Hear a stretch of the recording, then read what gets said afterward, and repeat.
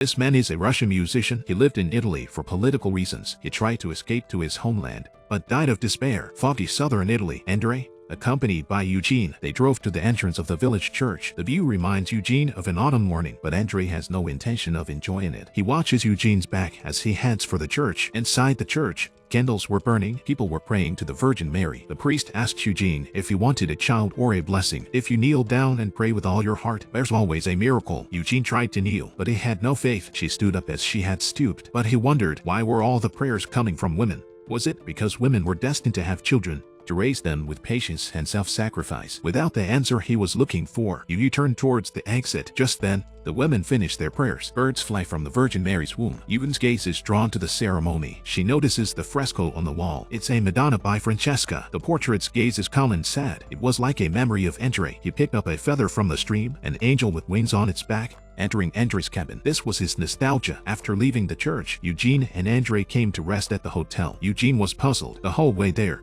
Andrei talked about the frescoes in the church. He traveled halfway across Italy to see them, but he didn't want to look at them at the door. Andrei doesn't answer the question. He asked Eugene what he was reading. It was a translation of a book of Russian poetry. The translator was also a poet. He did a very good job, but Andrei thought poetry was untranslatable. All the arts and music are untranslatable. He could never understand Russian culture. He thought that for human beings to understand each other, borders between countries must be abolished. Andrei turns back to the hotel corridor. The memory of his wife catches up with him. Eugene talks about a maid from Milan. She burned down her master's house. The purpose of their trip. The musician Sosnovsky did the same thing. He was ready to return to Russia out of nostalgia, to become a serf again. Perhaps it was too young. Eugene didn't understand what nostalgia means. Andrei doesn't answer Eugene's question. It takes out a letter from the conservatory. It recounts Sosnovsky's experiences after his return to Russia. He didn't create any new works. On the contrary, he started drinking heavily. Shortly afterwards, he took his own life. Silence fell between the two men. It's always a pity when a genius falls. The innkeeper finally brought the room key. He listened to the sound of running water in his ears. Andrei seemed to have returned to his homeland. And when he looks at his wife,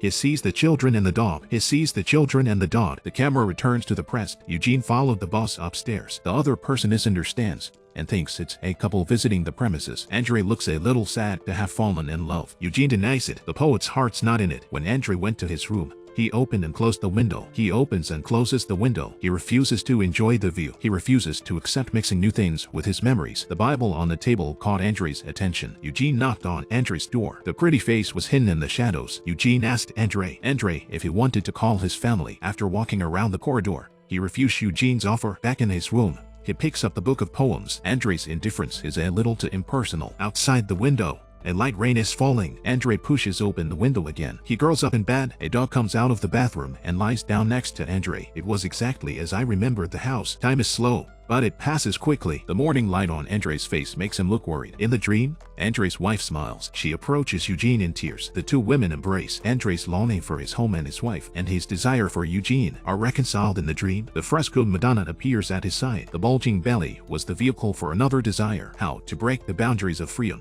between art and the state. Andrei was left with this unanswered question. Then he woke up to a knock on the door. Eugenia invites Andrei to visit the hotel courtyard. Domenico strolls slowly through the courtyard. The tourists notice him. They laugh at him. The man had locked up his family for 7 years, waiting for the end of the world. But some travelers thought that Domenico remained true to his convictions. Their conversation is interrupted by the appearance of Andrei. The eyes of the crowd are drawn to the Russian poet. Domenico asked Eugene for a cigarette. Domenico said to them both, "Don't forget what God said to Catherine. You are not you, and I am existence." Domenico left to the join of the travelers. Andrei thinks he doesn't think Domenico is crazy. People refuse to understand them. They don't understand their solitude, but they were closer to the truth. They had more faith. Andrei is now curious about Domenico, and he admires Domenico for his conviction. Andrei approaches Domenico. He expresses his desire to understand him. Domenico takes out a bottle of wine and pours it into his hand. He tells Andrei that 1 drop of wine and 1 drop of wine is 1 big drop, not 2 drops, like the past, which you can't divorce, and freedom of the mind, which is unattainable. Domenico takes out a candle, walking through the hot springs with a lit candle to complete the ritual of evolution. But the people at the hotel thought he was crazy, and it never worked. Domenico hoped Andrei would succeed. Andrei took the small candle. Outside the ruins, the driver was calling. Andrei wanted to put the candle down and leave, but in front of Domenico's pleading eyes, he picked up the candle. One by one,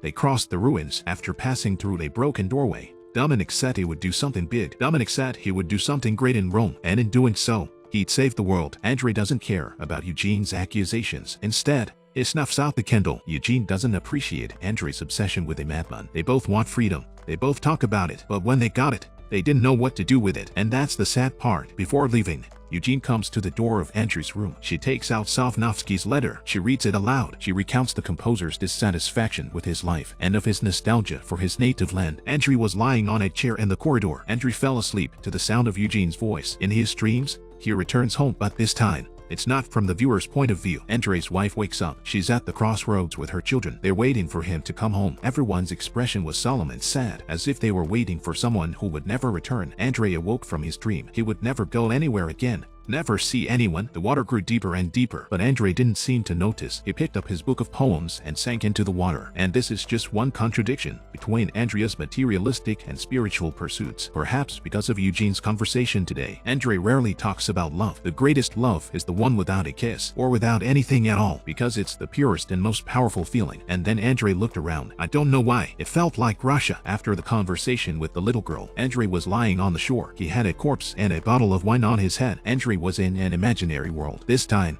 it was a street full of garbage. It was like a separation from the world in a state of decay. Andrei didn't understand the tragedy. He opened the wardrobe in the middle of the street, and in the mirror appeared Domenico. At that moment, their mental worlds became one. A leaf fell. The burning embers of the book of poems vanished. Andrei slowly opened his eyes. He returned to the real world. After leaving the city, Andrei arrived in Rome. This is his relief. Andrei says he's probably at the end of his rope. At the same time, Andrei lights a lighter in his hand. After hanging up with Eugene, Andrei postpones his return to Russia. He goes alone to the hotel where he's staying. He has decided to keep his promise to Domenico. The hot springs had run out of water. The purification ceremony was easier to perform. Andrei lifted the candle in his hand and walked cautiously through the hot springs, but the candle always went out halfway through. The ritual had to be repeated. Andrei tried again and again. He sweated profusely. He wanted to fulfill his pact with Domenico, to set Domenico free, as if that would free the spirit world. On the last attempt, Andrei reached the other side. With the last of his strength, he stuck the candle to the wall of the hot springs, but he had a heart attack and collapsed. Andrei's homeland and Italy are now one. His spirit will live on here. The musician and poet,